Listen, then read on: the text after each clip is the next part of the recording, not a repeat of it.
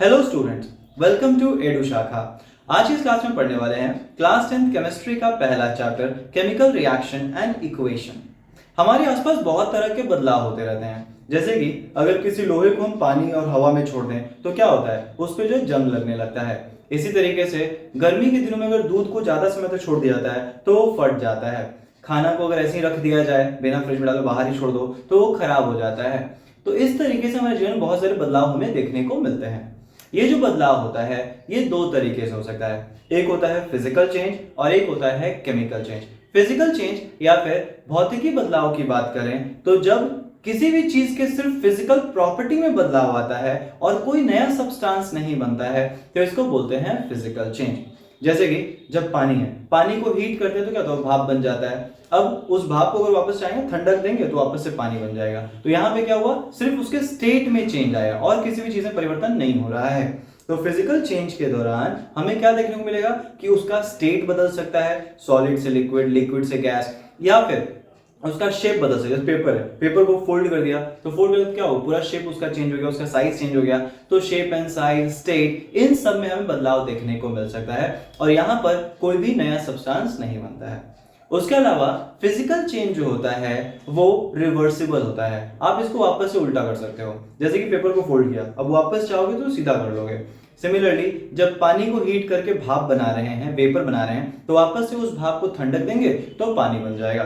तो इस तरीके से फिजिकल चेंज होता है वो रिवर्सिबल होता है, इसको उल्टा किया जा सकता है। वहीं अगर बात करें दूसरी तरफ केमिकल चेंज को लेकर, तो केमिकल चेंज क्या होता है, जब सब्सटेंस रिएक्ट करके कुछ नया चीज दे रहा है तो उसको बोलते हैं केमिकल चेंज, और इसमें उसकी केमिकल प्रॉपर्टी बदल जाएगी।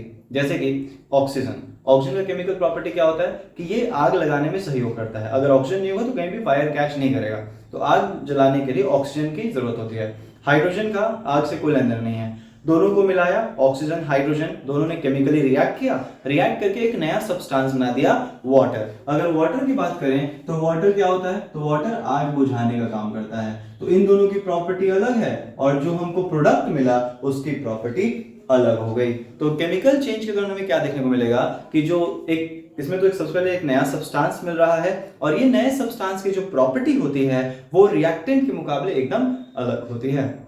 तो केमिकल चेंज में हमें न्यू सब्सटेंस बनता हुआ दिखाई देगा, साथ ही साथ ये इरिवर्सिबल होता है। इरिवर्सिबल का मतलब क्या हुआ कि वापस से ये वाटर टूट के ये नहीं बनाएगा, ठीक है, उसके लिए फिर आपको एनर्जी देना पड़ेगा, अपने आप तो नहीं हो सकता है, तो वो इरिवर्सिबल होता है।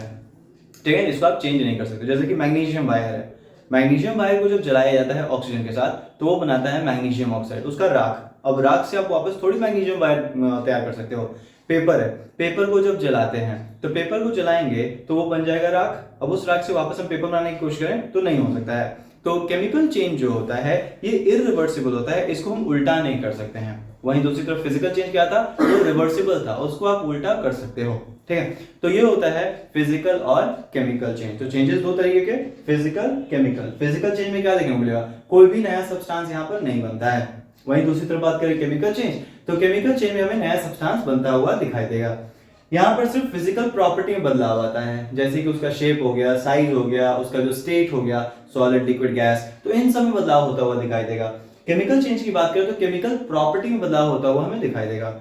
फिजिकल चेंज रिवर्सिबल होता है, इसको उल्टा कर सकते हैं। जैसे कि आइस है, तो आइस को जब हीट करते हैं तो ये बन जाएगा क्या, ये बन जाएगा वाटर, लिक्विड, और फिर लिक्विड को जब हीट करेंगे तो ये वापस क्या बन जाता है, वेपर। ठीक है, वेपर को कूल किया तो बन गया वाटर, वाटर को कूल करेंगे तो बन जाएगा आइस। तो ये आपस में चेंज होता है, तो ये रिवर्सिबल हो गया। वहीं अगर बात करें केमिकल चेंज को लेकर, तो केमिकल चेंज जो होता है ये इरिवर्सिबल होता है। तो अब यहाँ पर इसी केमिकल चेंज से हम आते हैं केमिकल रिएक्शन की तरफ, क्योंकि केमिकल चेंज में हमें क्या देखने को मिल रहा है कि कुछ चीजें आपस में रिएक्ट कर रही हैं और रिएक्ट करके एक नया सब्सटेंस बना रही हैं जिसको हम कहते हैं प्रोडक्ट। तो ये जो चीजें रिएक्ट करके नया सब्सटेंस बना, ये जो प्रक्रिया है, प्रोसेस है, इस प्रोसेस को कहते हैं हम केमिकल रिएक्शन। तो केमिकल रिएक्शन क्या होता है, तो केमिकल रिएक्शन का मतलब होता है जब कुछ सब्सटेंस आपस में रिएक्ट करके अन्य नए सब्सटेंस का निर्माण करता है, तो इस प्रोसेस को कहते हैं केमिकल रिएक्शन।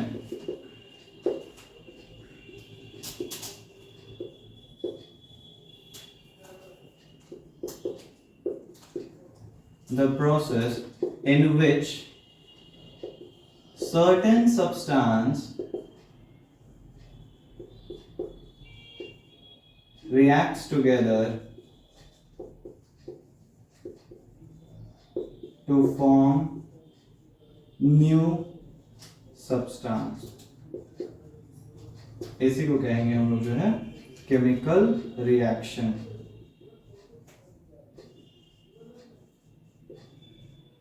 तो केमिकल रिएक्शन क्या हो गया? वो प्रोसेस जिसमें कुछ चीजें आपस में रिएक्ट करके नए चीज का निर्माण करती हैं, उसको बोलते हैं हम लोग केमिकल रिएक्शन। अब देखो, जो चीजें आपस में रिएक्ट करें, जैसे कि ए और बी आपस में रिएक्ट करके बना दे रहा है मान लो सी और डी।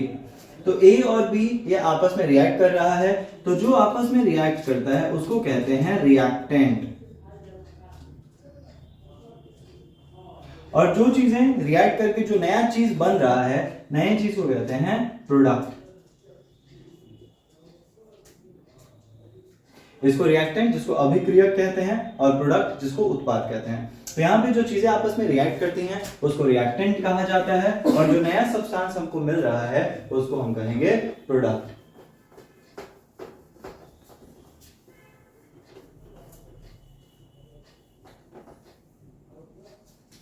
तो रिएक्टेंट होता है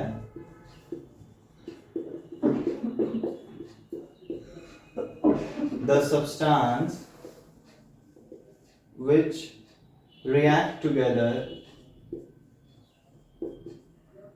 during chemical reaction। तो वो सब्सटेंस जो आपस में रिएक्ट करता है केमिकल रिएक्शन के दौरान उसको रिएक्टेंट कहेंगे। और प्रोडक्ट क्या होता है? The new substance formed during chemical reaction।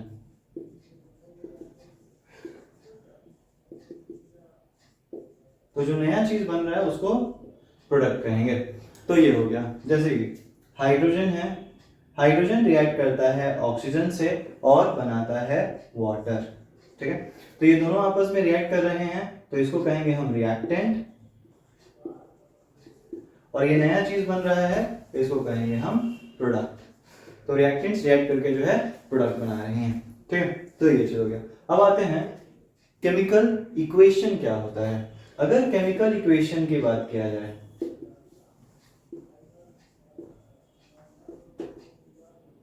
तो देखो क्या, तो जो रिएक्टेंट्स और प्रोडक्ट है, अब मान लो जैसे हम बोले हाइड्रोजन ऑक्सीजन के साथ रिएक्ट करता है और पानी बनाता है, तो ये एक लंबा सा सेंटेंस हो जा रहा है। तो इस लंबे से सेंटेंस को क्या किया जा रहा है? सिंबॉलिक रूप में छोटा करके जब लिखा जाता है तो इसी को बोलते हैं केमिकल इक्वेशन।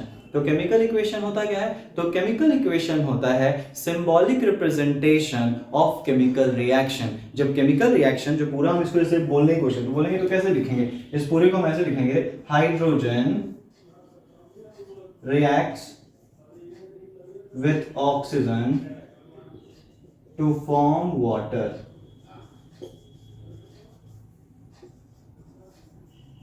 अब ये सेंटेंस अपने आप में बड़ा है, तो इतने बड़े सेंटेंस को लिखने के लिए बार बार लिखते रहेंगे तो बहुत ज्यादा बड़ा हो जाएगा। तो इसीलिए इसी को छोटे रूप में फॉर्मूला का यूज करके जो है छोटे सिंबॉलिक रूप में लिखा जाता है, उसी को कहते हैं केमिकल इक्वेशन। तो केमिकल इक्वेशन क्या होता है? तो केमिकल इक्वेशन होता है symbolic representation of chemical reaction.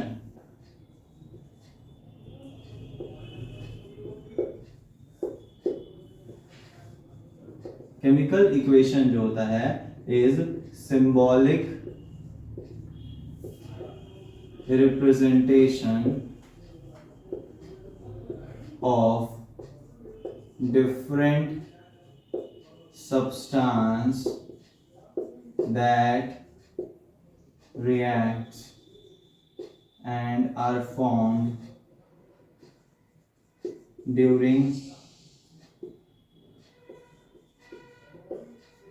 chemical reaction.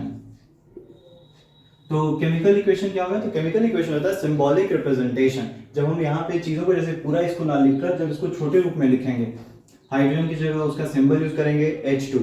अब देखो हाइड्रोजन जो है एटम के रूप में H के रूप में होता है, ठीक है, लेकिन एटम के रूप में वो स्टेबल नहीं है, अकेले पाया नहीं जाता है। तो एक हाइड्रोजन दूसरे हाइड्रोजन मिलता है और ये H2 मॉलिक्यूल का निर्माण करता है। तो नॉर्मली एटम्स जो होते हैं ना वो एग्जिस्ट नहीं करते हैं नेचर में, बस कुछ एक आध की बात जैसे नोबल गैसेस तो वहां पे वो एटॉमिक रूप में है। लेकिन यहाँ बात करें तो हाइड्रोजन जो होता है वो रिएक्टिव है और सिंगल हाइड्रोजन एटम जो वो एग्जिस्ट नहीं करता है। तो दो हाइड्रोजन एटम मिलकर H2 मॉलिक्यूल बनाता है, वो मॉलिक्यूल एग्जिस्ट करता है। तो जो नेचर में पाया जाता है उसको हम रिएक्ट करवाएंगे। तो हाइड्रोजन रिएक्ट कर रहा है ऑक्सीजन के साथ और बना दे रहा है पानी। तो जब इस तरीके से फॉर्मूले का इस्तेमाल करके लिखा जा रहा है तो ये जो इतना बड़ा सेंटेंस है इसको एक छोटे रूप में रिप्रेजेंट कर दिया गया। तो इसी को बोलते हैं केमिकल इक्वेशन। ठीक है, कभी भी क्या देखोगे यहाँ पर जो है हम लोग स्टेट का भी जिक्र करते हैं कि हाइड्रोजन कौन से स्टेट में है, सॉलिड, लिक्विड और गैस। तो नॉर्मली हाइड्रोजन जो होता है वो गैसियस स्टेट में होता है। इसी तरीके से ऑक्सीजन की बात करें तो ऑक्सीजन भी जो है गैसियस स्टेट में होता है। पानी नॉर्मली लिक्विड स्टेट में होता है लेकिन वो टेम्परेचर पे निर्भर करता है। पानी लिक्विड में भी एग्जिस्ट कर सकता है, वेपर में भी एग्जिस्ट कर सकता है और साथ ही साथ सॉलिड में भी एग्जिस्ट कर सकता है। जैसे कि आइस क्या है, पानी ही तो है जो सॉलिड रूप में है। और इसे वाटर वेपर्स गैसियस रूप में और वाटर लिक्विड रूप में। तो ये चीज है, तो उसके पूरे स्टेट के साथ रिप्रेजेंट किया जा रहा है, तो इसी को हम बोलते हैं केमिकल इक्वेशन। तो केमिकल इक्वेशन होता है कि केमिकल रिएक्शन जो हो रहा है पूरा प्रक्रिया उसी को छोटे से सिंबल के रूप में, फॉर्मूला के रूप में जब लिखते हैं तो उसको केमिकल इक्वेशन कहते हैं। अब देखोगे क्या, अगर हम इस केमिकल इक्वेशन को देखें तो क्या दोनों तरफ एटम्स की संख्या बैलेंस्ड है। बैलेंस होने का मतलब क्या है कि दोनों तरफ रिएक्टेंट साइड और प्रोडक्ट साइड एटम की संख्या सेम है क्या। जैसे कि अगर इधर बात करें तो इधर हाइड्रोजन है 2, ठीक है। ऑक्सीजन की बात करें तो ऑक्सीजन इधर है 2, O2 दो ऑक्सीजन है। इधर बात करें तो हाइड्रोजन यहाँ पर 2 है, वहीं अगर ऑक्सीजन की बात करें तो ऑक्सीजन यहाँ पर 1 है। तो रिएक्टेंट साइड 2 ऑक्सीजन हमें दिखाई दे रहा है O2, लेकिन वहीं अगर प्रोडक्ट साइड बात करते हैं तो हमको सिर्फ 1 ऑक्सीजन दिखाई दे रहा है। तो इस तरीके से अगर एटम्स की संख्या रिएक्टेंट और ये प्रोडक्ट के साइड सेम नहीं है तो इसको बोलते हैं अनबैलेंस्ड केमिकल इक्वेशन। अगर रिएक्टेंट साइड और प्रोडक्ट साइड एटम की संख्या सेम नहीं है तो इसको हम बोलेंगे अनबैलेंस्ड केमिकल इक्वेशन। और ज्यादातर हम क्या करते हैं, अगर केमिकल इक्वेशन अनबैलेंस है तो हमें उसे बैलेंस करना पड़ेगा। ठीक है, तो अब हम देखते हैं आगे टॉपिक क्या है, बैलेंसिंग ऑफ केमिकल इक्वेशन।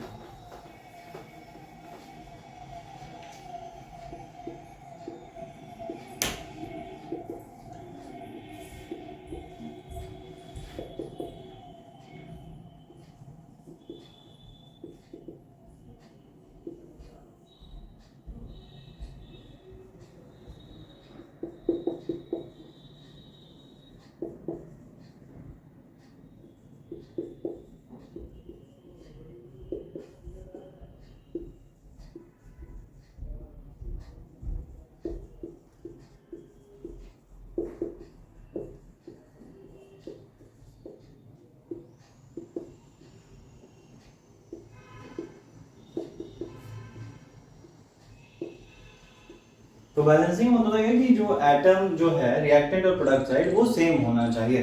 ठीक है, वो इक्वल होना चाहिए। अगर इधर भी जो है मान लो 2 हाइड्रोजन है तो 2 हाइड्रोजन इधर भी, इधर 2 ऑक्सीजन है तो 2 ऑक्सीजन इधर भी होना चाहिए। तो दोनों तरफ अगर एटम की संख्या सेम होगी तो उसको बैलेंस कहेंगे, अन्यथा उसको जो है अनबैलेंस्ड केमिकल इक्वेशन कहा जाता है। मेनली ये बैलेंस और अनबैलेंस की बात करिए आया कहां से है। जैसे कि आपको याद हो तो क्लास 9th में एक लॉ था, law of conservation of mass, जो क्या कहता है जितना मास रिएक्टेंट साइड होता है उतना ही मास जो है प्रोडक्ट साइड भी देखने को मिलता है। Mass can neither be created nor be destroyed. Mass को ना हम बनाते हैं ना बिगाड़ सकते हैं। ठीक है, तो जितना मास रिएक्टेंट साइड होगा उतना ही मास प्रोडक्ट साइड होगा। अब ये कब हो सकता है कि मास कंजर्व रहे, मास तभी कंजर्व रहेगा जब एटम की संख्या सेम होगी। अब इधर एटम की संख्या कुछ और है, इधर एटम की संख्या कुछ और है, तो जाहिर सी बात है कंजर्वेशन ऑफ मास नहीं लगेगा। तो इसीलिए ये जो बैलेंसिंग किया जाता है मेनली ताकि कंजर्वेशन ऑफ मास हो सके। जैसे कि मान लो यहाँ पे अब इस इक्वेशन को हमको बैलेंस करना है, तो इस इक्वेशन को बैलेंस कैसे करेंगे। हाइड्रोजन है, ऑक्सीजन के साथ रिएक्ट कर रहा है, बना रहा है वाटर। ठीक है, इधर था हमारे पास हाइड्रोजन 2, इधर है ऑक्सीजन 2। ठीक, यहाँ पे हाइड्रोजन की बात करें तो हाइड्रोजन 1 है, 2 है और ऑक्सीजन जो है वो 1। ठीक, तो अब करते क्या ना कि यहाँ पर हम मल्टीप्लाई या डिवाइड करके दोनों को इक्वल करने की कोशिश करते हैं। जैसे कि हाइड्रोजन अगर 2 है तो यहाँ भी हाइड्रोजन 2 है, तो चलो ये तो सेम है, तो इसमें कुछ चेंज करने की जरूरत नहीं है। लेकिन यहाँ पे ऑक्सीजन 2 है, यहाँ ऑक्सीजन 1 है, तो एक को अगर हमें 2 बनाना है तो कैसे बना सकते हैं, तो इसको इंटू 2 कर देंगे, तो 1 इंटू 2 कर देंगे 2 हो जाएगा। तो यहाँ पे हम क्या करेंगे 2। अब देखो जो भी मल्टीप्लाई करना है वो आगे करना है, नीचे नहीं करना है, ठीक है। जो मल्टीप्लाई करेंगे या जो भी चीजें से डिवाइड करेंगे वो आगे करेंगे। तो 2 से मल्टीप्लाई किया तो यहाँ पे 2 लिखा, ऑप्शन यहाँ पे था तो यहाँ पे 2 लिख दिया। अब जैसे ही यहाँ पे वाटर के आगे मैंने 2 किया तो चलो ऑक्सीजन तो मेरा 2 दिख रहा है, ठीक, लेकिन हाइड्रोजन देखो 2 2 जा 4, तो हाइड्रोजन हो गया 4, तो हाइड्रोजन अब 4 हो गया। इधर हाइड्रोजन 4, इधर हाइड्रोजन 2, तो कहेंगे फिर अनबैलेंस हो गया। तो यहाँ पे भी 4, इस 2 को 4 बनाएंगे, तो 2 को 4 बनाने के लिए क्या करेंगे 2 से मल्टीप्लाई, तो 2 से मल्टीप्लाई 4 हो जाएगा, तो यहाँ पे 2 से मल्टीप्लाई कर दिया। तो अब ये देखो 4 को हाइड्रोजन 2 को ऑक्सीजन रिएक्ट किया, बना रहा है 4 हाइड्रोजन और 2 ऑक्सीजन, ये 2 जो है दोनों से मल्टीप्लाई हुआ, इससे भी होगा इससे भी होगा, दोनों से मल्टीप्लाई हुआ, तो ये हो गया बैलेंस्ड केमिकल इक्वेशन, ये चीज, ठीक है। इसे एक और देखते हैं,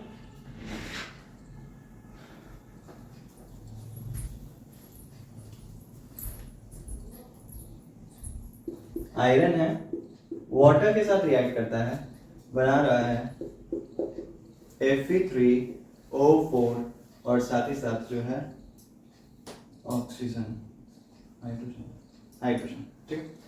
तो Fe प्लस वाटर, ये Fe3O4 प्लस हाइड्रोजन आ गया।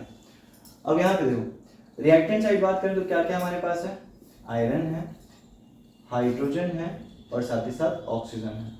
यहाँ की बात करें आयरन है, हाइड्रोजन है और ऑक्सीजन है। आयरन कितना है यहाँ पे, तो आयरन अकेले दिख रहा है 1। हाइड्रोजन कितना है, तो हाइड्रोजन जो है वो 2 है। और ऑक्सीजन की बात करें तो ऑक्सीजन 1 अकेले है। यहाँ पे आयरन कितना है, तो आयरन 3 है। हाइड्रोजन कितना है, हाइड्रोजन 2 है। और ऑक्सीजन की बात करें तो ऑक्सीजन यहाँ पे 4 है। तो ये हो गया दोनों तरफ एटम्स की संख्या। अब शुरुआत करते हैं आयरन से। तो यहाँ पे आयरन 3 है, यहाँ पे आयरन 1 है, तो क्या करेंगे, तो 1 को 3 बनाना तो 3 से गुणा कर देंगे, तो ये हो जाएगा 3। तो यहाँ पे 3 से गुणा कर दिया, 3 आयरन हो गया, तो आयरन तो बैलेंस हो गया। हाइड्रोजन 2 है, हाइड्रोजन 2 है, बैलेंस्ड है। यहाँ पे ऑक्सीजन की बात करें तो ऑक्सीजन यहाँ पे 4 है, यहाँ पे ऑक्सीजन 1 है, तो 1 को 4 बनाएंगे तो क्या करेंगे 4 से मल्टीप्लाई। तो जैसे ही 4 से आगे आपने मल्टीप्लाई किया क्या होगा, ऑक्सीजन तो 4 हो गया, चलो ठीक है, लेकिन हाइड्रोजन की संख्या बदल गई, 4 दूनी 8 हो गया। तो हाइड्रोजन यहाँ पे जो है 4 से भी मल्टीप्लाई हुआ तो ये 8 हो गया, ठीक है। तो हाइड्रोजन 8, यहाँ हाइड्रोजन 2, तो इस 2 को 8 बनाना पड़ेगा, क्या करें 4 से गुणा कर देंगे, तो यहाँ पे भी 4 से गुणा कर दिया। अब ये हो गया बैलेंस्ड केमिकल इक्वेशन। तो इस तरीके से जो है बैलेंसिंग किया जाता है। इसे बात किया जाए,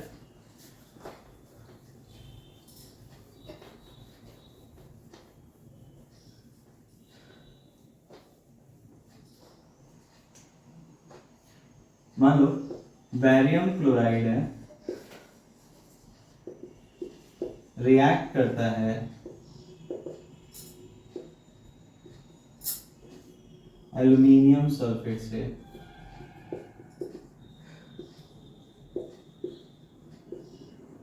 and form aluminium chloride and barium sulphate. अब देखिए यहाँ पे आपको जो है स्टेटमेंट लिख के है। अब इस स्टेटमेंट का आपको करना क्या है, तो इस स्टेटमेंट की बात करें तो पहले तो आपको इसका इक्वेशन बनाना होगा, और इक्वेशन बनाने के बाद जो है तब आपको जो है इसको बैलेंस करना होगा। अब देखिए क्या क्या रिएक्टेंट है, तो बैरियम क्लोराइड है। बैरियम की बात करें तो बैरियम का सिंबल होता है Ba, क्लोरीन Cl, ठीक है।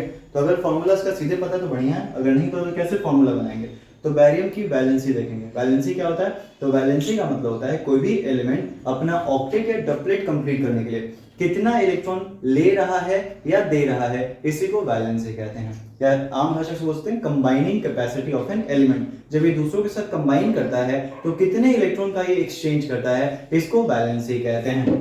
तो बैरियम की बात करें तो बैरियम की वैलेंसी होती है 2, और वहीं अगर बात करें क्लोरीन तो क्लोरीन की वैलेंसी 1। फॉर्मूला बनाने के लिए करते हैं क्रॉस मल्टीप्लाई कर देते हैं, तो क्या बन जाएगा BaCl2। सिमिलरली एल्यूमिनियम सल्फेट, अगर एल्यूमिनियम सल्फेट की बात करें तो एल्यूमिनियम का Al होता है, सल्फेट का SO4 होता है, ठीक है। एल्यूमिनियम की वैलेंसी कितनी, तो एल्यूमिनियम की वैलेंसी 3, सल्फेट का वैलेंसी होता है 2। क्रॉस कर देंगे तो क्या बन जाएगा Al2। और देखो यहाँ पे 2 अलग अलग एटम है, तो इसलिए 2 को अलग अलग एटम जो है वो दोनों ही 3 से मल्टीप्लाई, फिर ब्रैकेट लगाएंगे और बाहर लिख देंगे 3। तो ये हो गया एल्यूमिनियम सल्फेट। ठीक है, तो बैरियम क्लोराइड एल्यूमिनियम सल्फेट मिलके क्या बना रहा है, एल्यूमिनियम क्लोराइड।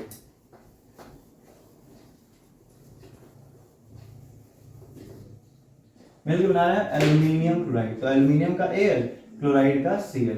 एल्यूमिनियम की वैलेंसी 3, क्लोरीन की वैलेंसी 1, क्रॉस कर देंगे तो क्या बन जाएगा AlCl3। सिमिलरली बैरियम सल्फेट, तो बैरियम Ba सल्फेट SO4, इसकी वैलेंसी 2, इसकी वैलेंसी 2, दोनों का दो वैलेंसी होता है, ये हो गया बैरियम सल्फेट। अब दो है तो कट जाएगा, सिंपल सा 1 हो जाएगा। ठीक है, तो ये चीज, तो ये हमारे पास पता चल गया फॉर्मूला। अब इसको रिएक्ट करवाते हैं, तो क्या हो जाएगा, बैरियम क्लोराइड है, ये रिएक्ट कर रहा है एल्यूमिनियम सल्फेट के साथ और बना रहा है एल्यूमिनियम क्लोराइड और साथ ही साथ जो है बैरियम सल्फेट। ठीक है, तो ये चीज है। अब देखो इधर क्या क्या हमारे पास रिएक्टेंट साइड है, तो रिएक्टेंट साइड अगर हम बात करें तो हमारे पास है बैरियम, साथ ही साथ क्लोरीन, एल्यूमिनियम, सल्फर, ऑक्सीजन। ठीक है, इधर बात करें प्रोडक्ट साइड तो again barium, chlorine, aluminium, sulphur, oxygen. Barium कितना है, इधर 1 है, क्लोरीन इधर 2 है, एल्यूमिनियम की बात करें तो एल्यूमिनियम भी कितना है, 2 है, सल्फर ये 3, इससे मल्टीप्लाई हो तो 3 हो जाएगा, और ऑक्सीजन कितना है, तो 4 3 12। ठीक है, इधर बात करें बैरियम को लेकर तो बैरियम 1, क्लोरीन जो है 3, एल्यूमिनियम 1, सल्फर इधर 1 ही है और ऑक्सीजन इधर 4 है। तो आपको फिर बैलेंस करना है, बैलेंस हो गया। तो बैलेंस करने की बात करें, जैसे कि बैरियम 1 1 है तो ठीक है। अब देखो 2 और 3 है, क्लोरीन 2 और 3 है, तो इसको बैलेंस कैसे करेंगे, तो नॉर्मली 2 और 3 को बैलेंस करने के लिए आप क्या करो कि इसका एलसीएम सेव कर दो, क्योंकि 2 और 3 को हम ऐसा नहीं कि इसको 2 को किसी से मल्टीप्लाई करो 3 बन जाए, वैसा तो होगा नहीं। हाँ, फ्रैक्शन से मल्टीप्लाई करोगे तो हो जाएगा, तो फ्रैक्शन हम अभी नहीं लेंगे। तो नॉर्मली इसको क्लोरीन को 2 और 3 को बैलेंस करने के लिए क्या कर सकते हैं, इसको 3 से मल्टीप्लाई कर तो हो जाएगा 6, इसको 2 से मल्टीप्लाई कर दो तो भी हो जाएगा 6। तो यहाँ हमने एलसीएम कर दिया। तो क्लोरीन की साइड कहाँ है, इधर है, तो इसको 3 से मल्टीप्लाई कर दो, और इधर क्लोरीन कहाँ, इधर है, तो इसको 2 से मल्टीप्लाई कर दो। अब जैसे ही आपने 3 और 2 किया तो क्या हुआ, इधर बैरियम की संख्या भी बदल गई, बैरियम की संख्या भी हो गई 3, और इधर एल्यूमिनियम की संख्या बदल गई और एल्यूमिनियम की संख्या हो गई 2। ठीक है, तो ये चीज है। अब देखो बैरियम यहाँ पे 1 है, यहाँ बैरियम 3 है, तो इधर भी आप 3 से मल्टीप्लाई करिए। जैसे ही बैरियम को 3 से मल्टीप्लाई किया आपने तो क्या हो जाएगा, सल्फर भी हो गया 3, और ऑक्सीजन की बात करें 3 चौका 12, तो ऑक्सीजन भी हो गया 12। अब देखो बैलेंस हो गया, aluminium 2, aluminium 2, sulphur 3, sulphur 3, oxygen 12, oxygen 12, तो दोनों जो है 12 बैलेंस हो गया। तो ये हो गया बैलेंस केमिकल इक्वेशन। तो ये जो है कुछ जो है मेनली बैलेंसिंग हो गया, इस तरीके से बैलेंस किया जाता है, एटम्स को दोनों जो है सेम किया जा रहा है। ठीक है,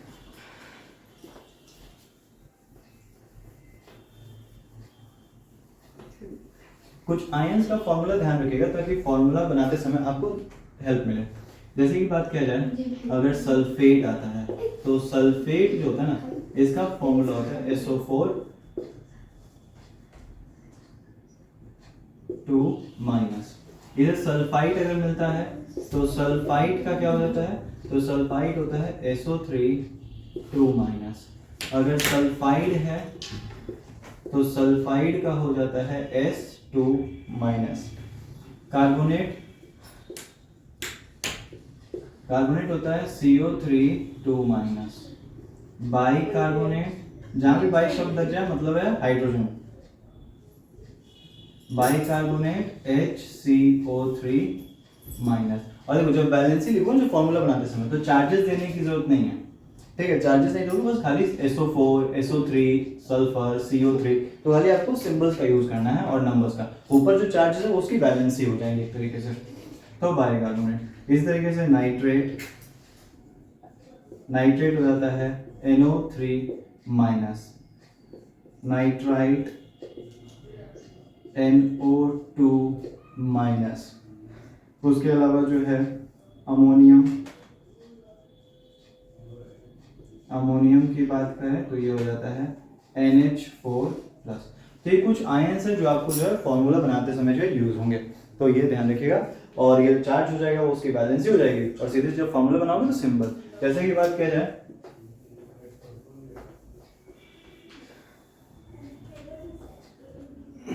आपको बनाना है अगर अमोनियम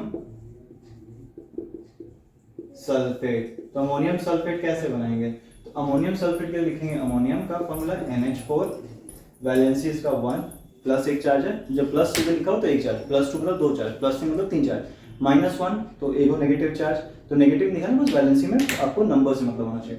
तो अमोनियम सल्फेट हो जाता है SO4, तो SO4 की बात करें तो इसकी चार्ज कितना है? 2 है, तो 2 क्रॉस कर दोगे और यहाँ पे दो अलग अलग आइटम इसलिए क्या करोगे, इसको ब्रैकेट में डालोगे, NH4 ब्रैकेट ये 2 चला जाएगा और इस सल्फेट का 1, तो SO4 अब 1 है तो 1 लिखने की जरूरत नहीं है, तो ये हो गया अमोनियम सल्फेट। इस तरीके से जो है फॉर्मूला बनाया जाता है और इस तरीके से जो है रिएक्शंस को बैलेंस किया जाता है।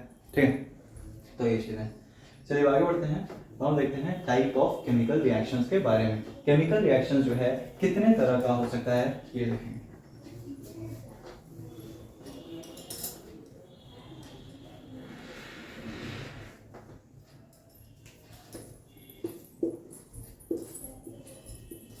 टाइप्स ऑफ केमिकल रिएक्शन की बात करें तो केमिकल रिएक्शन मुख्य रूप से जो है इसमें 5 तरह के पढ़ने हैं।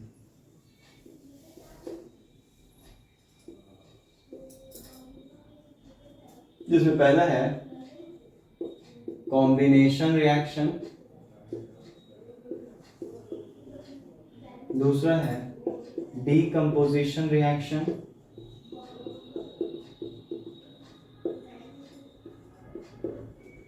तीसरा है डिस्प्लेसमेंट रिएक्शन,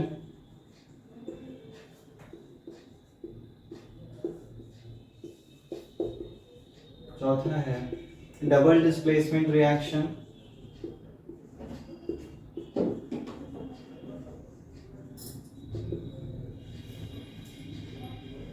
और पांचवा है रिडॉक्स रिएक्शन। तो इस चैप्टर में जो हम ये 5 तरह के जो है केमिकल रिएक्शंस पढ़ेंगे। कॉम्बिनेशन रिएक्शन, नाम में ये कंबाइन होना, कंबाइन का मतलब क्या होता है? दो चीजें, दो या दो से अधिक चीजें आपस में जुड़ेंगी तो कॉम्बिनेशन। डिकम्पोजिशन, डिकम्पोज, टूटना, तो जब कोई सिंगल सब्सटेंस टूट के दो या दो से अधिक प्रोडक्ट देगा, डिकम्पोजिशन। डिस्प्लेसमेंट, डिस्प्लेसमेंट का मतलब क्या होता है? अपनी जगह से हटा देना। डिस्प्लेस कर देना मतलब क्या हुआ? प्लेस होता है जगह, डिस मतलब हटाना, तो अपनी जगह से हटा देना। डबल डिस्प्लेसमेंट, जाहिर सी बात है दो चीजों का एक जगह से मतलब दो चीजों को अपनी जगह से हटाया जाएगा। रिडॉक्स रिएक्शन, दो शब्दों को मिला के बना है, रिडॉक्स मतलब रिडक्शन और ऑक्स होता है ऑक्सीडेशन, तो दो चीजों को मिला के बना। तो ये 5 तरह के केमिकल रिएक्शन हमें पढ़ने हैं। ठीक है, देखते हैं सबसे पहले जो है कॉम्बिनेशन रिएक्शन के बारे में। क्या होता है कॉम्बिनेशन रिएक्शन? देखिए, कॉम्बिनेशन रिएक्शन की बात करें तो इसका मतलब होता है दो या दो से अधिक चीजें कंबाइन कर रही हैं और कंबाइन करके प्रोडक्ट दे रही हैं, तो इसको बोलते हैं कॉम्बिनेशन रिएक्शन।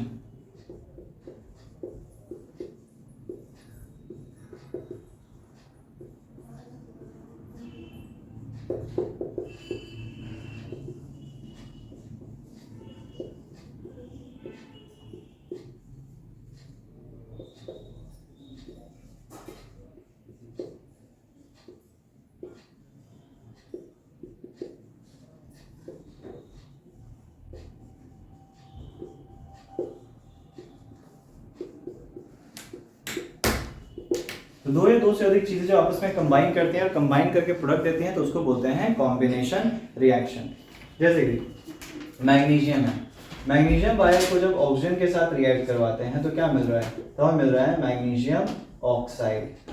ठीक है, तो क्या हो गया? Magnesium oxide. यहाँ पे दो चीजें हैं आपस में रिएक्ट करके एक सिंगल चीज मिल रहा है हमें, तो इसको बोलेंगे कॉम्बिनेशन। दोनों कंबाइन होकर एक सिंगल प्रोडक्ट दे रहा है। इधर कार्बन है, कार्बन को जब ऑक्सीजन से रिएक्ट करवाते हैं तो ये हमको क्या देता है? ये देता है कार्बन डाइऑक्साइड। ठीक है, तो यहाँ पर भी जो हमको क्या हो रहा है? दो चीजें रिएक्ट करके कार्बन डाइऑक्साइड का निर्माण हो रहा है। हाइड्रोजन है, हाइड्रोजन ऑक्सीजन से रिएक्ट करता है तो बनाता है वाटर। ओके, तो इस तरह के रिएक्शन जहाँ पे दो या दो से अधिक चीजें आपस में रिएक्ट कर रही हैं, प्रोडक्ट बना रही हैं, इसको बोलते हैं हम लोग जो है कॉम्बिनेशन रिएक्शन। अब कॉम्बिनेशन रिएक्शन में क्या देखा जा सकता है? तो इसमें इस रिएक्शंस के दौरान हो सकता है कुछ रिएक्शंस में एनर्जी रिलीज हो रहा हो और कुछ रिएक्शंस में हो सकता है करवाने के लिए एनर्जी देना पड़ जाए। रिएक्शन को प्रोसीड करवाने के लिए, रिएक्शन को पूरा करने के लिए हो सकता है हमें एनर्जी देना पड़ जाए, बिना एनर्जी का रिएक्शन होगा नहीं। और कभी कभी क्या होता है, जब रिएक्शन होता है तो रिएक्शन के दौरान खुद एनर्जी प्रोड्यूस होता है, रिलीज करता है। तो इस आधार पर हम बोल सकते हैं कि ये दो तरीके का हो सकता है, एक होता है एक्सोथर्मिक रिएक्शन और दूसरा हो गया एंडोथर्मिक रिएक्शन। एक्सोथर्मिक रिएक्शन की बात करें तो एक्सो मतलब होता है आउट, तो हीट जब बाहर रिलीज हो रहा है तो इसको बोलेंगे एक्सोथर्मिक। एंडो मतलब इनसाइड, तो किसी भी रिएक्शन के दौरान जब हीट देना पड़ जाए तो इसको बोलते हैं हम लोग जो है एंडोथर्मिक रिएक्शन। ठीक है, तो ये मेनली हमें दो तरीके से देखने को मिल सकता है, एक्सोथर्मिक और एंडोथर्मिक रिएक्शन, हीट के आधार पर।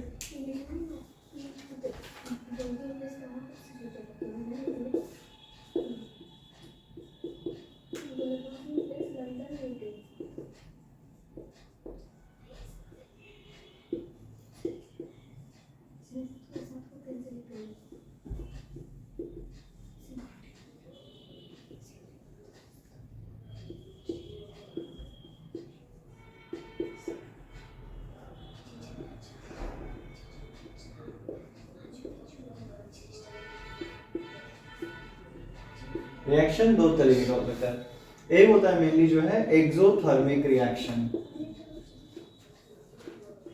एक्सोथर्मिक रिएक्शन का मतलब क्या हो गया, the reaction in which heat is released.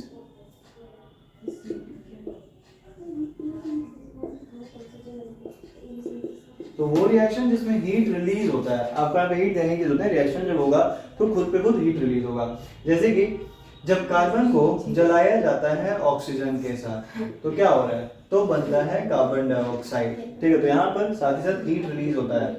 कोयला जब जलता है तो गर्मी देता है, तो यहाँ पर हीट रिलीज होता है। ठीक है, सही बात करें, कोई भी जो ऑर्गेनिक फ्यूल है, ऑर्गेनिक फ्यूल जैसे कि मान लो मीथेन, मीथेन को जब ऑक्सीजन के साथ बर्न किया जाएगा तो क्या देगा, तो यह हमें देता है कार्बन डाइऑक्साइड और उसके अलावा जो है वाटर। तो जब भी ऑर्गेनिक फ्यूल को जला रहे हैं तो भी हमें एनर्जी रिलीज होता हुआ दिखाई देगा। ये जो ट्राइंगल बना रही है, ट्राइंगल को बोलते हैं क्या है, ट्राइंगल को बोलते हैं डेल्टा, और इसका यहाँ मतलब क्या है, हीट। ठीक है, तो हीट एनर्जी रिलीज हो रहा है, और ये हीट एनर्जी रिलीज हो रहा है, इसको प्रोडक्ट साइड दिखाएं इस साइड, अगर हमें देना होता तो उसको रिएक्टेंट साइड दिखाते हैं। तो हीट रिलीज हो रहा है तो ये चीज। सिमिलरली जैसे कि रेस्पिरेशन होता है, तो रेस्पिरेशन में क्या हुआ, रेस्पिरेशन में होता है कि जो ग्लूकोज होता है ये ऑक्सीजन के साथ रिएक्ट करता है और टूट जाता है कार्बन डाइऑक्साइड, वाटर और साथ ही साथ जो है एनर्जी में। तो इस तरीके से ये भी क्या है, ये भी एक्सोथर्मिक प्रोसेस है जहां पर एनर्जी रिलीज हो रहा है। कार्बन मोनोऑक्साइड को जब हाइड्रोजन से रिएक्ट करवाया जाता है 300 एटीएम पर, एटीएम मतलब प्रेशर, 300 एटमॉस्फेरिक प्रेशर पे जब इसको रिएक्ट करवाते हैं तब हमको मिलता है मिथेनॉल। ठीक है, तो ये भी जो मेनली एक्सोथर्मिक रिएक्शन है। तो इस तरीके से एक्सोथर्मिक रिएक्शन का मतलब क्या हो गया, वैसा रिएक्शन जिसमें हीट रिलीज होता है उसको एक्सोथर्मिक रिएक्शन बोलते हैं। जब कंपोस्टिंग होता है, कंपोस्टिंग का मतलब क्या होता है कि जो किचन वेस्ट होता है ना, ये सब्जी का छिलका, फल का छिलका, ये सब, तो जो किचन वेस्ट होता है, किचन वेस्ट को जब जमीन में दबा दिया जाता है मिट्टी के नीचे, तो वो थोड़े समय थोड़े मतलब जो 15-20 दिन बाद जो देखोगे वो छोटे छोटे पार्टिकल में टूट जाता है, जिसको मैन्योर कहते हैं, और इस पूरे प्रक्रिया को कंपोस्टिंग कहा जाता है। तो वेजिटेबल पिल्स का डिकम्पोजिशन, जो उसका छिलका है उसका डिकम्पोजिशन जो हो रहा है, ये भी कैसा प्रोसेस है, ये भी एक्सोथर्मिक प्रोसेस होता है। तो एक्सोथर्मिक प्रोसेस का मतलब ये होता है जिसमें हीट रिलीज होती है। ठीक है, तो ज्यादातर हो गया जो कॉम्बिनेशन रिएक्शन होता है ना, वो हीट रिलीज वाला होता है। सिमिलरली जो डिकम्पोजिशन रिएक्शन जो हम अगला देखेंगे वो ज्यादातर क्या होता है, वो ज्यादातर एंडोथर्मिक होता है, वहां पे हीट देना पड़ जाता है। ठीक है,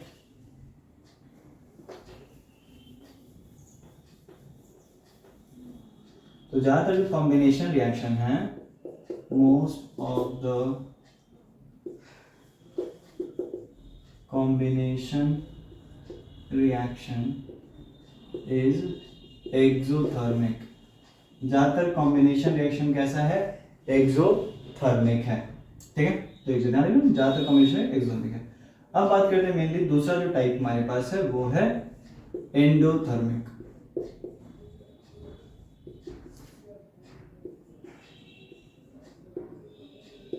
एंडोथर्मिक रिएक्शन का मतलब क्या होता है, the reaction in which heat is required for completion। तो रिएक्शन करवाने के लिए हीट देना पड़ जाता है, हीट एनर्जी देना पड़ जाता है, तब जो है उस तरह के रिएक्शन को बोलते हैं एक्सोथर्मिक रिएक्शन। जैसे कि जो कैल्शियम कार्बोनेट होता है, तो कैल्शियम कार्बोनेट जब हीट करते हैं तो ये बन जाता है calcium oxide plus carbon dioxide. तो ये कैसा है, तो यहाँ पर हमको हीट करना पड़ जा रहा है, तो ये डिकम्पोजिशन, ये जो है मेनली एंडोथर्मिक रिएक्शन है। डिकम्पोजिशन भी कहलाएगा क्योंकि एक सिंगल सब्सटेंस टूट रहा है, तो डिकम्पोजिशन को भी आगे देखेंगे, लेकिन अभी एंडोथर्मिक समझिए। तो एंडोथर्मिक क्या होता है, जिस रिएक्शन को करवाने के लिए हीट देना पड़ जाए, ठीक है। तो ये चीज, और जो क्लासीफाई करेंगे तो जरूरत नहीं है कि एक वो रिएक्शन अगर हम कॉम्बिनेशन रिएक्शन बोल रहे हैं तो वो दूसरा नहीं हो सकता है। जैसे कि यहाँ बात करें, कार्बन मोनोऑक्साइड हाइड्रोजन से रिएक्ट कर रहा है, बना रहा है मिथेनॉल, यहाँ पे दो चीजें कंबाइन भी कर रही हैं, तो ये एक्सोथर्मिक भी है, ये कॉम्बिनेशन रिएक्शन भी है, ये दोनों ही चीजें हैं, ठीक है। तो सिमिलरली यहाँ बात करें तो ये एंडोथर्मिक है, क्यों, क्योंकि हीट देने पे ये टूट रहा है और टूट कर जो मेनली ये बना रहा है, ठीक है। इसी तरीके से लिड नाइट्रेट का टूटना, जब लिड नाइट्रेट टूटता है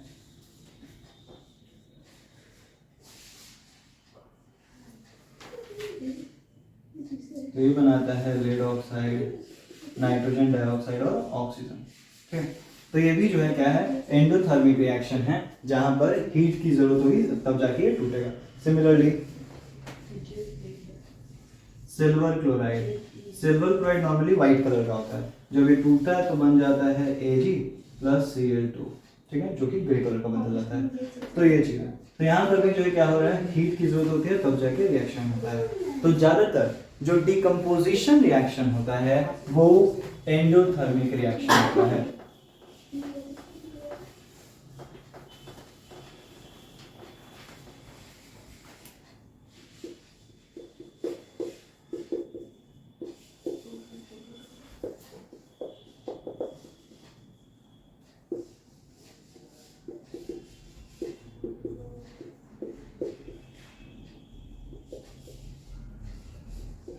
मोस्ट ऑफ डिकम्पोजिशन रिएक्शन जो है ये एंडोथर्मिक होता है।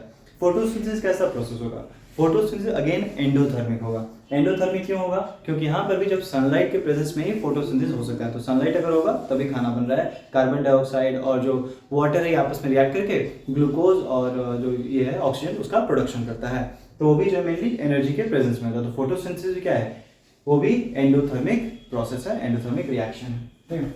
अब आते हैं अपने दूसरे तरह के केमिकल, एक पहला था कॉम्बिनेशन। कॉम्बिनेशन में हम देखें तो क्या था कि कॉम्बिनेशन रिएक्शन ज्यादातर एक्सोथर्मिक होता है, और जब एक्सो बता दिए तो एंडो ही बता दिए थे। अब आगे बढ़ते हैं, दूसरा जो टाइप हमारे पास है वो है decomposition reaction.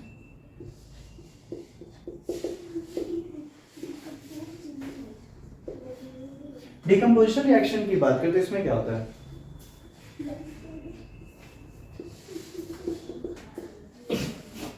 in which single reactant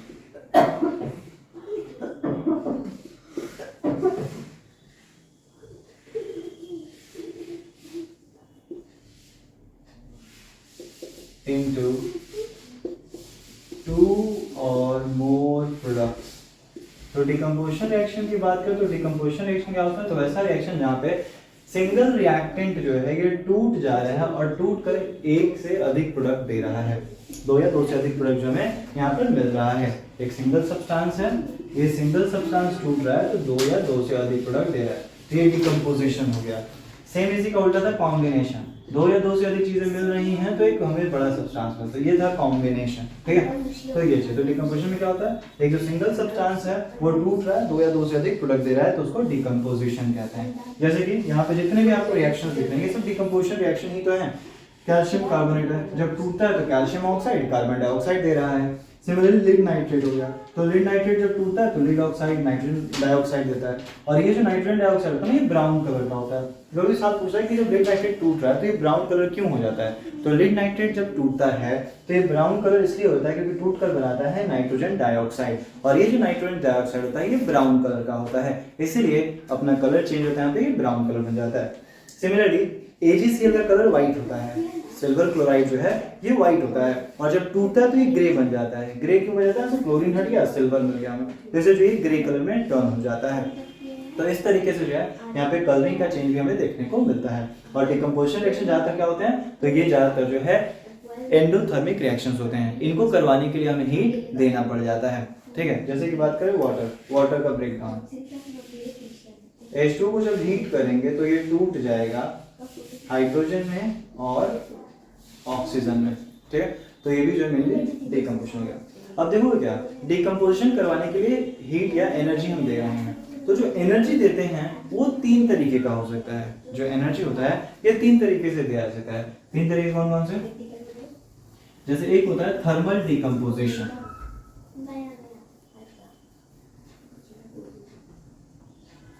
decomposition की बात करें जिसमें होता है थर्मल डिकम्पोजिशन। थर्मल डिकम्पोजिशन मतलब क्या होगा? इसका मतलब ये होता है कि तोड़ने के लिए हमें हीट देंगे। थर्मल शब्द का मतलब होता है हीट, ठीक है। तो वो रिएक्शन जिसमें हीट के प्रेजेंस में किसी चीज को तोड़ा जा रहा है तो उसको थर्मल डिकम्पोजिशन बोलते हैं।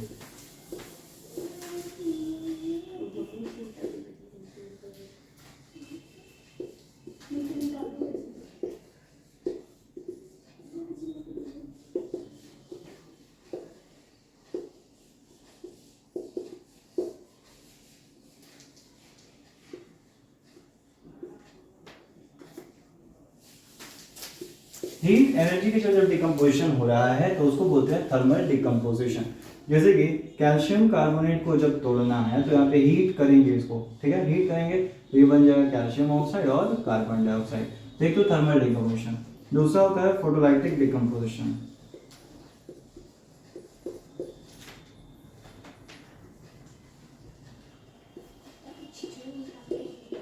फोटोलाइटिक डिकम्पोजिशन का मतलब होता है सनलाइट, मतलब सनलाइट के प्रेजेंस में ही चीजें जो है वो टूट जाती हैं। जैसे कि जो रिएक्शन था AgCl, इसको जब सनलाइट से पास करवाते हैं तो ये टूट जाता है Ag+Cl2 में। सिमिलरली AgBr, इसको भी जब सनलाइट से पास करवाते हैं तो ये टूट जाता है Ag और Br2 में, ठीक है। इस रिएक्शन का इस्तेमाल किया जाता है फोटोग्राफिक फिल्म जो बनता है ना, फोटो जो नेगेटिव फिल्म बनते हैं वो इसी पे जो मेनली ज्यादातर बनता है। फोटोग्राफिक फिल्म्स में जो इस रिएक्शन का इस्तेमाल किया जाता है AgBr का, ओके। तो ये फोटोलाइटिक डिकम्पोजिशन मतलब सनलाइट के प्रेजेंस में हीट, तो सब में एनर्जी तो दिया जा रहा है, यहाँ पे हीट के रूप में एनर्जी दिया जा रहा है, यहाँ पे सनलाइट के रूप में जो है एनर्जी दिया जा रहा है। और तीसरा होता है इलेक्ट्रोलाइटिक डिकम्पोजिशन।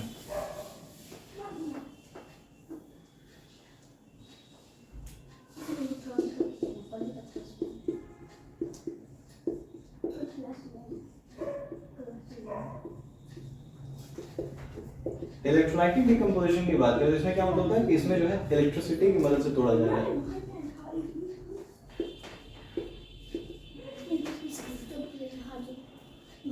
तो यहाँ पर इलेक्ट्रिसिटी दिया जाता है तो इलेक्ट्रिसिटी के चलते जो है वाटर ब्रेक डाउन कर जाता है। तो इस तरीके से तोड़ने के लिए हम 3 तरीके से एनर्जी दे सकते हैं। एक तो हीट के रूप में, हीट करेंगे तब, या तो सनलाइट के रूप में, या तो इलेक्ट्रिसिटी के रूप में। और इस तरीके से चीजें जो है टूटती हैं, डिकम्पोजिशन रिएक्शन होता है, ठीक है। इसके बाद है डिस्प्लेसमेंट, डबल डिस्प्लेसमेंट और रिडॉक्स। लेकिन आज के लिए इस वीडियो में इतना ही रखते हैं। अगले वीडियो में हम कंटिन्यू करेंगे आगे के टाइप ऑफ केमिकल रिएक्शंस के बारे में। तब तक के लिए थैंक यू।